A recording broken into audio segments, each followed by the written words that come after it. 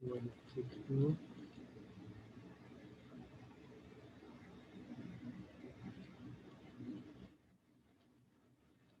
চলে এসেছে। হ্যাঁ, কথা শোনা যায় ক্লিয়ার এখন? জি ভাই শোনা যাচ্ছে। ধন্যবাদ। যে কথাটা বলছিলাম যে আমি মানে আমার মতন করে সাজিয়েছি তো মানে হজবরল যাতে না হয় সেই জন্য সেইভাবে আমি আর কি লিখেছি। ঠিক আছে? আচ্ছা। বুঝতে পেরেছেন? জি ভাই ঠিক আছে। মানে মাথার ভিতরে যেন একটা মানে সিস্টেমে থাকে সবগুলো একবারে। দেখেন, হ্যাঁ? জি, জি। তৃতীয় সূত্র দেখেন। বলছে বিশুদ্ধ বস্তুর এন্ট্রপি শূন্য হবে যখন এর পরম তাপমাত্রা শূন্য হবে। এখন দেখেন এন্ট্রপিটা। এন্ট্রপি বিশুদ্ধ বস্তু, হুম। বিশুদ্ধ মানে পিওর একটা মেটাল। দেখেন আপনার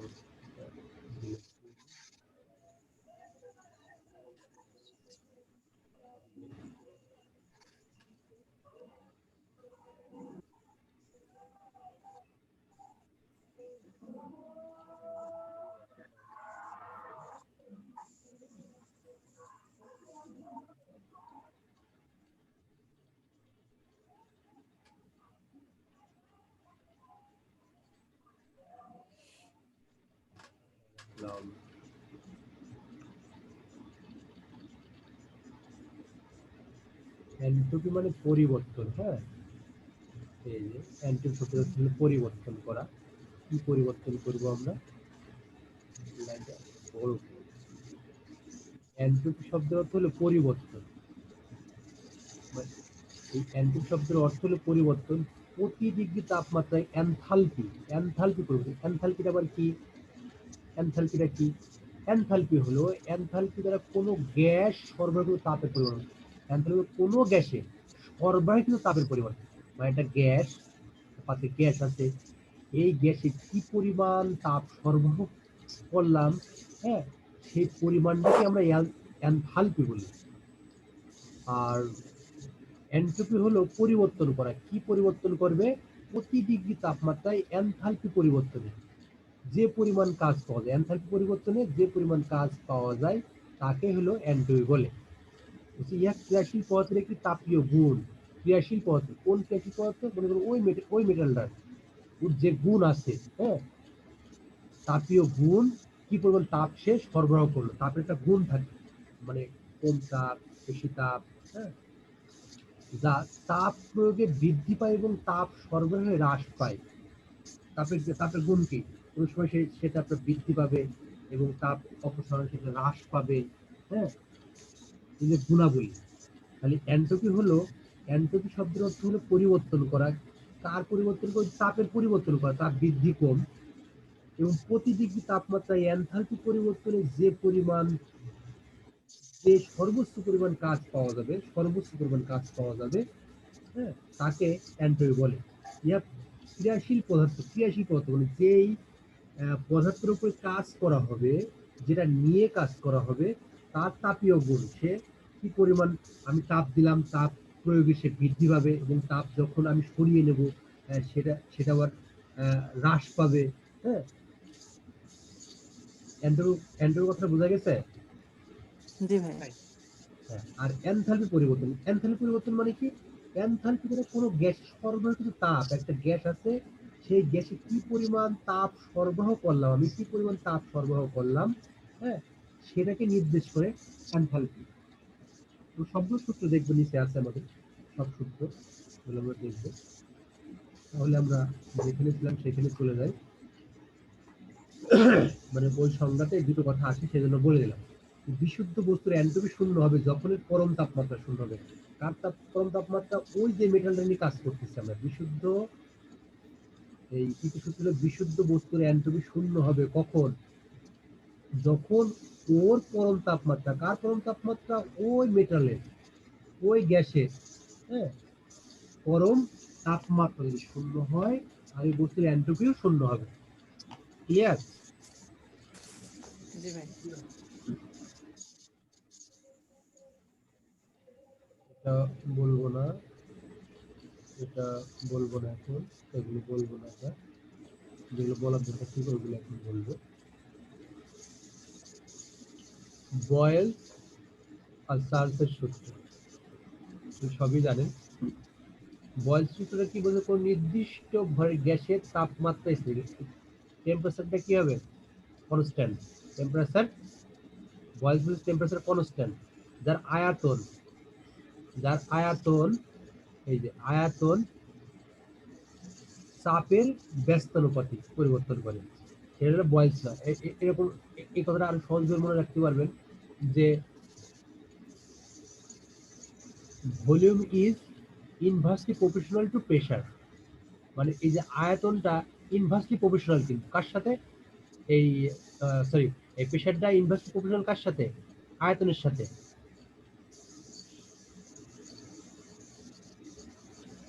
এই সংখ্যাটা পড়ছেন না এইভাবে। জি ভাই।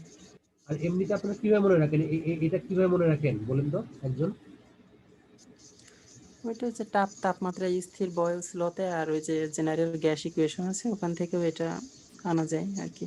হ্যাঁ, এখানে এখানে আর একটা বলা যায় যে বয়েল, হ্যাঁ, এটা এই যে একজন ছেলেকে বললো বয়েল, হ্যাঁ, এর তাপমাত্রা তাহলে বয়েল, বয়েল হলো বয়েল করে, সেই জন্য এই জায়গায় হলো তাপ হলো স্থির, ঠিক আছে, তাপ স্থির, আর যা আয়তনের সাথে হলো ব্যস্তানুপাতিক। আর চার্লস হলো হলো volume is directly proportional to temperature, is called Charles law, মানে যে স্থির তাপে এই স্থির চার্লস চাল দেওয়া না কি যেন একটা একজন বললো সেদিন, বলতে ভাই আমরা এরকম করে মনে রাখতাম, আমরা ওইভাবে মনে রাখি না, এই ইকুয়েশন থেকে মনে রাখি, ইকুয়েশন থেকে সংজ্ঞা তৈরি করি যে যেহেতু কি এখানে volume is directly proportional to temperature, তাহলে এই জায়গা থেকে টেম্পারেচার চাপ হলো কনস্ট্যান্ট, স্থির চাপ, কথাটা শেষ। তাহলে কোন নির্দিষ্ট মানে গ্যাসের আয়তন, আয়তন তার তাপের তাপের সমানুপাতিক, ডিরেক্টলি সমানুপাতিক, কিন্তু সরাসরি সমানুপাতিক, ঠিক আছে। তাহলে এইটা ইকুয়েশন মনে রাখতে পারলে আপনি মানে ভাষাটা সুন্দর লিখতে পারবেন, ঠিক আছে। জি ভাই।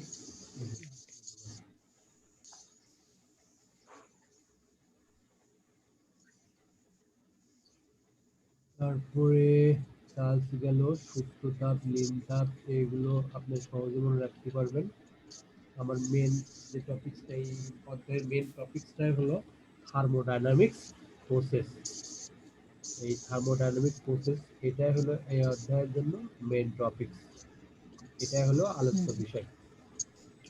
থার্মোডাইনামিক্স প্রসেসটা কি, বলছে কোনো বস্তুর তাপ প্রয়োগ করে, আমরা তাপ প্রয়োগ করব, কোনো একটা বস্তুতে তাপ প্রয়োগ করি এবং ওই তাপ প্রয়োগ করার পরে তার অবস্থা বা ধর্মের বা গুণাবলীর যদি পরিবর্তন ঘটে, তাহলেই বুঝবো আমরা এটা থার্মোডাইনামিক্স প্রসেস। বা থার্মো অর্থাৎ তাপ, ডাইনামিক্স মানে মোশন, অর্থাৎ তাপও দেবো তার মোশনও হবে, তখনই সেটা কাজ হবে। যেমন কি আমরা কাজ হতে হলে কি জানি, ডাব্লিউ সমান সমান এফ গুণ সরণ। এস। আমি একটা বস্তুর উপর সারা জীবন বল দিয়ে যাচ্ছি, কিন্তু সেই বস্তু যদি স্মরণ না হয় তাহলে সেটা কখনোই কাজ হবে না। বল হতে হলে কাজ হতে হলে অবশ্যই তার স্মরণ হতে হবে, শুধু বল প্রয়োগ করলে হবে না, যদি সেই বস্তুর স্মরণ ঘটে তখনই কাজ হবে। সিমিলারলি থার্মোডাইনামিক্সের ক্ষেত্রে যদি আমি তাপ প্রয়োগ করলাম এবং তাপ প্রয়োগ করে তার অবস্থার পরিবর্তনই না ঘটে, তার ধর্মের কোনো পরিবর্তন না ঘটে, হ্যাঁ, তার গুণাবলীর কোনো পরিবর্তন না ঘটে, তাহলে থার্মোডাইনামিক্স প্রসেস সংঘটিত হবে না, আমাদের সিস্টেমটা হবে না। ক্লিয়ার ভাই? ক্লিয়ার? জি ভাই। এই থার্মোডাইনামিক্স প্রসেস একে আবার নন ফ্লো প্রসেসও বলা হয়। এখন দেখেন আমি যেই 5টা প্রসেস নিয়ে আলোচনা করব, এই 5টা প্রসেস এখানে লিখে রেখেছি, এই 5টা প্রসেস নিয়ে কিন্তু আমি আলোচনা করব। একটা প্রসেস শিখাই দেবো, সবগুলো প্রসেসই আপনি বুঝতে পারবেন, কিন্তু 5টা প্রসেসই আমি একটু একটু করে বলে যাব। প্রথম প্রসেসটা আছে চাপ স্থির প্রক্রিয়া। এখন দেখেন আমি কোশ্চেনের ভিতরে চলে যাই। প্রশ্নের ভিতরে লিখতে পারে যে এটা কোন প্রক্রিয়া, আপনি তো বুঝতে হবে। আপনি শুধু যদি জানেন যে কনস্ট্যান্ট প্রেশার প্রসেস, আর কিছু জানেন না, আপনাকে আইসোবারিক প্রসেসের কথাও মনে হবে। আইসোবারিক প্রসেস মানেও হচ্ছে তাপ স্থির প্রক্রিয়া।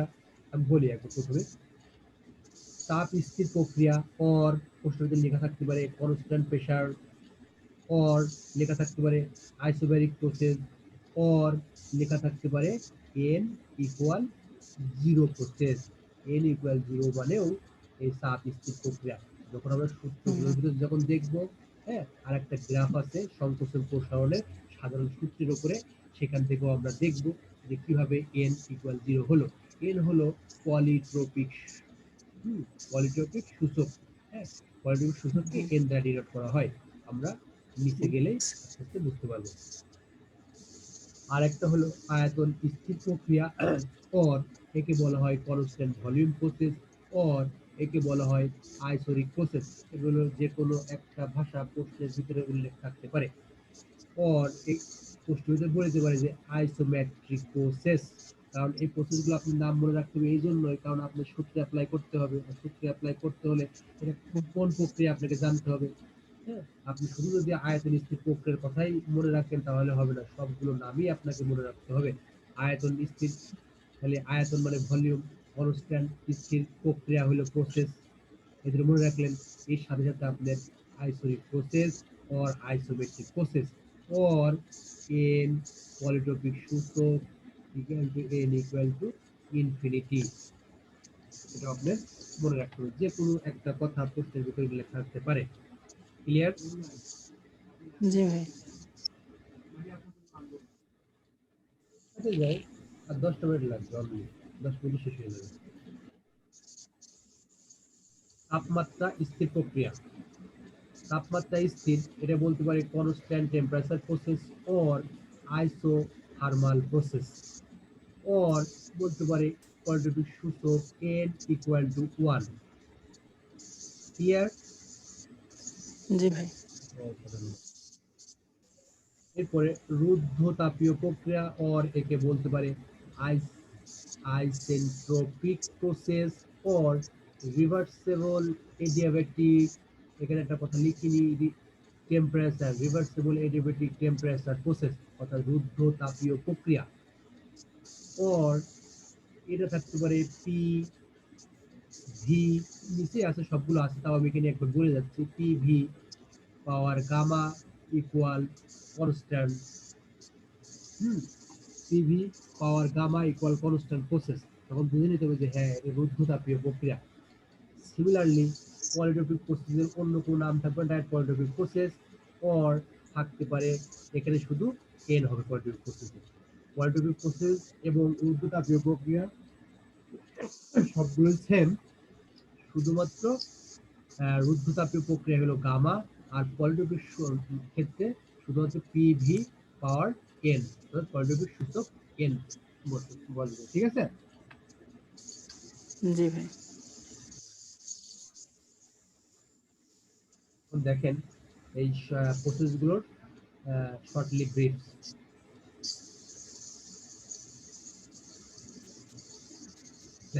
আমি বললাম যে চাপ স্থির, তাহলে আমরা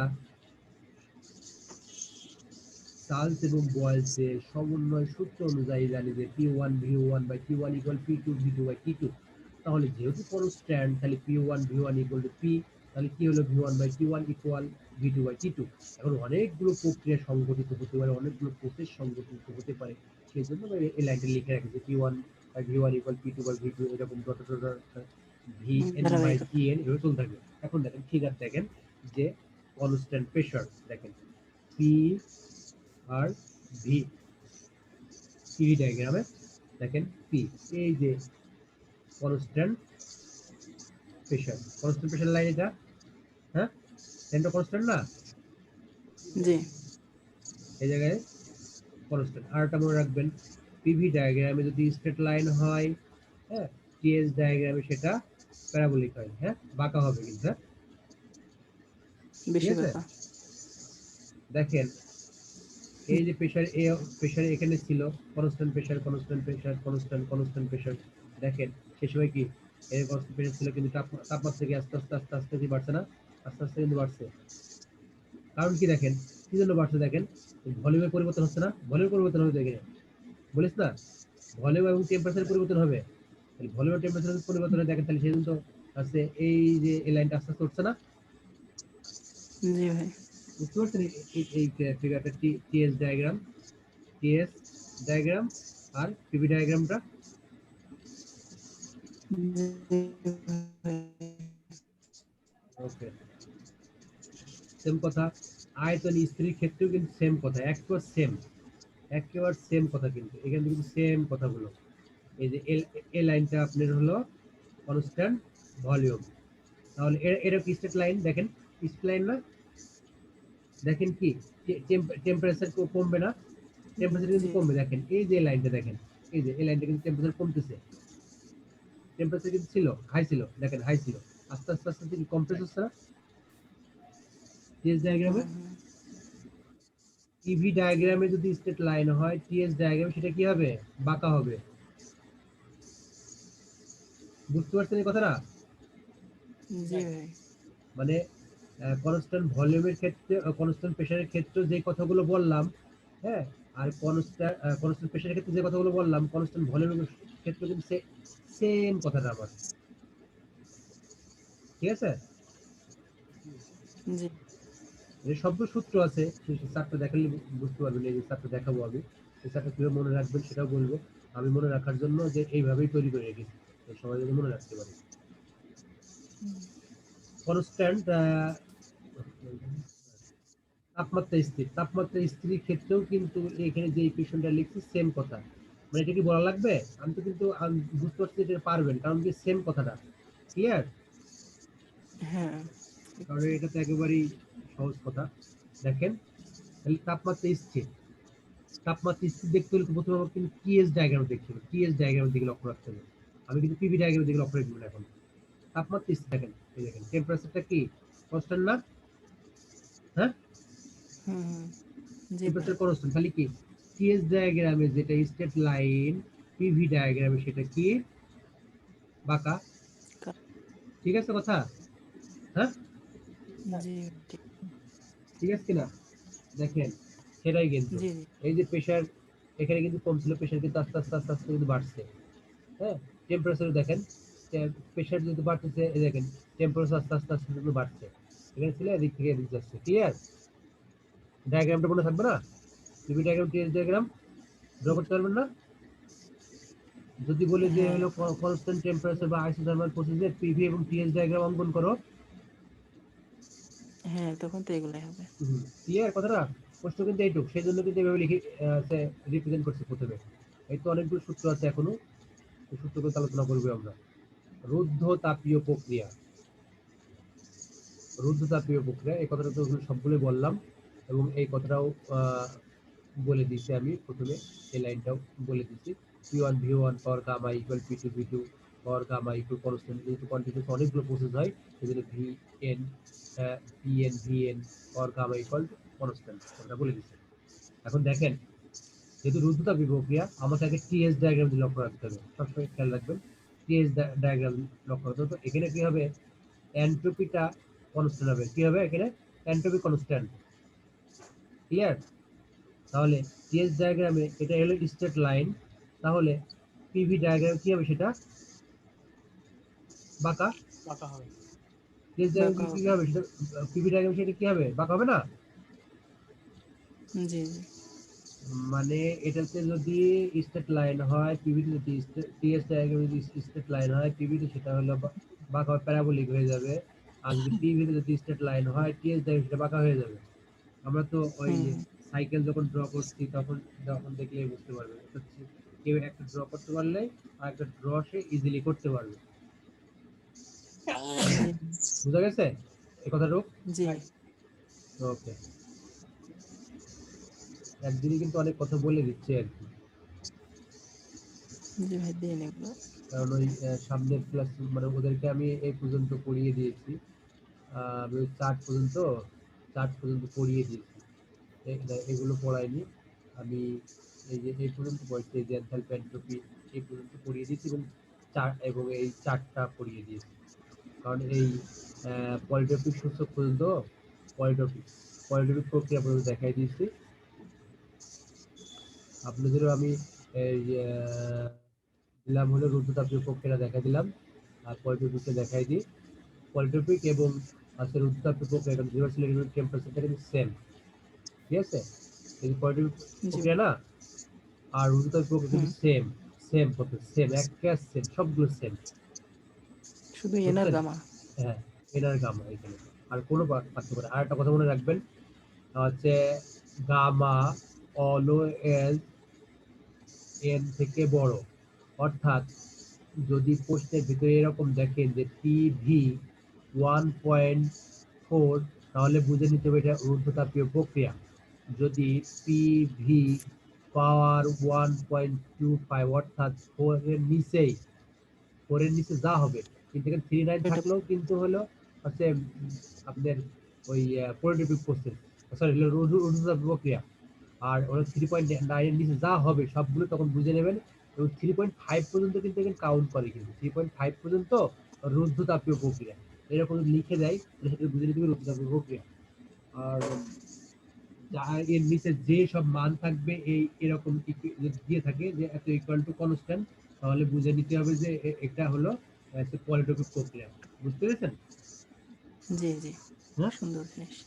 আর জি বুঝতে আর ডায়াগ্রামটাও কিন্তু সেম ডায়াগ্রাম পিভিটি এখানে এবং আরেকবার বলবেন, জি বলেন।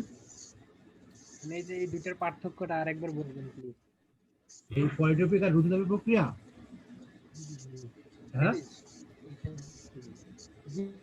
জি জি, হ্যাঁ, পলিটপিকে রুদ্ধতাপীয় প্রক্রিয়ায় হলো রিভার্সিবল এলিমেন্ট টেম্পারেচারের প্রক্রিয়া হলো পিভি পাওয়ার গামা ইকুয়াল হলো কনস্ট্যান্ট, আর পলিটপিক প্রক্রিয়া হলো পিভি পাওয়ার এন ইকুয়াল কনস্ট্যান্ট।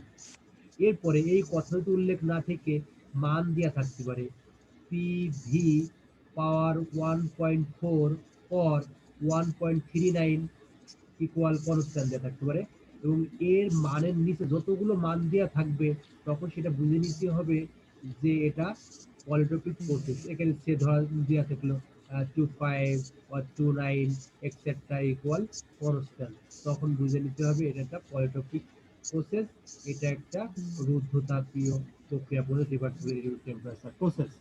এর এর জন্য পিভি ডায়াগ্রাম যা, এর জন্য পিভি ডায়াগ্রাম তাই, এর জন্য টিএস ডায়াগ্রাম যা, এর জন্য টিএস ডায়াগ্রাম তাই, সেম। দেখেন আমার কথাটা বুঝতে পেরেছেন কিনা? জি বুঝতে পারছি। হ্যাঁ, তো আপনারা যতটুকু পড়ালাম ততটুকু আপনারা প্র্যাকটিস করেন, ঠিক আছে? আর জি ভাই, দুইজনেই হচ্ছে আমাকে আপনাদের মেল আইডি দিয়ে দেন, আমি যতটুকু পড়ালাম সেটাকে পিডিএফ ফাইলটা আপনাদের মেল করে দিচ্ছি। হ্যাঁ, ঠিক আছে। একটু পড়েন। আর এখন বলেন রাইসুল ইসলাম, জি ভাই, মানে ভালো লাগছে না খারাপ লাগছে? জি ভাই খুব ভালো লাগে, অনেক আহ, নতুন জিনিস দেখছি। না না না, ওইভাবে বলতে সিস্টেমগুলো নেই, ওইভাবে বলতে নেই, সত্য কথা অনেস্টলি বলতে হবে, অনেস্টলি। না ভাই, অনেস্টলি বলছি, এই যে সংকোচন প্রসারণ ডায়াগ্রাম সম্পর্কে তারপরে যে বিভিন্ন প্রসেসের এই যে আরো কিছু নাম আছে এগুলো খুব নতুন ছিল। তারপরে এই যে লাস্টে দেখালেন হ্যাঁ হ্যাঁ পলিট্রপিক আর গাম হ্যাঁ, এই যে নাম্বারটা। আমি সেটা খুব সুন্দরভাবে এখানে রিপ্রেজেন্ট করে দিয়েছি। আশা করি এটা আমি সামনের কালকে ভাই গামাতে একটা মান আছে 1.4, তা ওই এন এর কি কোনো কনস্ট্যান্ট মান আছে? না না, এর কনস্ট্যান্ট কোনো মান নাই। গামার নিচে যে মানগুলো সেইগুলোই হলো এনের মান, এনের কোনো আচ্ছা ফিক্স আচ্ছা, কোনো মান নেই, এটা মনে রাখবেন। কিন্তু যদি দেওয়া না থাকে আমরা 1.2 ধরে নিই, যদি দেওয়া না থাকে, 1.2। হ্যাঁ যদি দেওয়া না থাকে শুধু বলে দিলে প্রশ্নের ভিতরে যদি পলিটিক্যাল প্রক্রিয়ার কথা উল্লেখ করা থাকে, তাহলে আমরা যদি পলিটিক্যাল প্রক্রিয়ার কথা উল্লেখ করা আছে কিন্তু হচ্ছে এন এর মান দেওয়া নেই, তখন আমরা এন এর মান 1.2 or 1.25 ধরে নিতে পারি। কিন্তু সচরাচর এরকম থাকে না। পিভি পাওয়ার একটা মান দেওয়া থাকে, পিভি পাওয়ার একটা মান, অর্থাৎ এদের একটা ভ্যালু দিয়ে থেকে হলো ম্যাথমেটিক্যাল যতগুলো যত পরীক্ষা থাকবে না কেন কনফিউশন না রেখে এদের একটা ফিক্সড ভ্যালু দিয়ে দেয় তারা, জি বুঝতে ঠিক পারছি। আছে। আর যদি রুদ্রাপের কোকের কথা বলে দেয় তখন গামার মান বলে দেবে না, কারণ গামার মানটা ফিক্সড 1.39 or 1.4। আর আমি চারটা কালকে আপনারা বলে দেবো, আমি দিনের বেলায় বলে দেবো, আমাদের অফিস থেকে তখন বলে দেবো যে কোন সময় আসবেন, তাহলে আমি এই চারটা আপনাদের হলো কিভাবে মনে রাখবেন। আর মনে রাখার যে টেকনিকটা খুব সহজেই মনে রাখতে পারবেন। কয়েকটা মনে রাখলে সবগুলো মনে রাখবেন, দেখবেন সবগুলো হাইলাইটস করা আছে। হাইলাইটস করা আছে মানে কি, এইগুলো জিনিসগুলো মনে রাখতে পারলে বাদ বাকি সবগুলো মনে রাখতে পারবেন। কারণ আমি এতগুলো কথার ভিতরে সবগুলো কথাই মোটামুটি সবগুলো বলে দিয়েছি। আর অল্প কথা বলতে পারলে আপনার এই সব সূত্রগুলো মনে রাখতে পারবেন। তাহলে ধন্যবাদ সবাই। হ্যাঁ, আর মেল আইডি দিয়ে দেন, মেল আমি আগে আর কি মেল করে দিচ্ছি। হ্যাঁ, তাহলে ওখান থেকে দেখে দেখে যতটুকু পড়াইছি ঠিক ততটুকু পড়বেন, কিন্তু এই ফাইলের ভিতরে অনেক কিছু আছে, অন্য কিছু দেখবেন না। কারণ আমি তো সাজানো শেষ আচ্ছা করে নাই, তো অন্য কিছু দেখতে গেলে বুঝতে পারবেন না। ওগুলো সব কাটা ছেঁড়ার মতন আছে, আমি নিচে ফেলে রেখেছি। যেগুলো পড়াইছি শুধু ওইগুলো সাজাচ্ছি আস্তে আস্তে করে। ঠিক আছে, জি মেসেঞ্জারে মেল দিয়ে দিন। সরি, বললাম যে ভাই মেসেঞ্জারে মেইলটা দিয়ে দিচ্ছি, হ্যাঁ মেল মেসেঞ্জার আইডিটা। মেল দিয়ে দেন। তাহলে রাখলাম, হ্যাঁ ভালো থেকো, সুস্থ থেকো, হ্যাঁ। ঠিক আছে, আসসালামু আলাইকুম।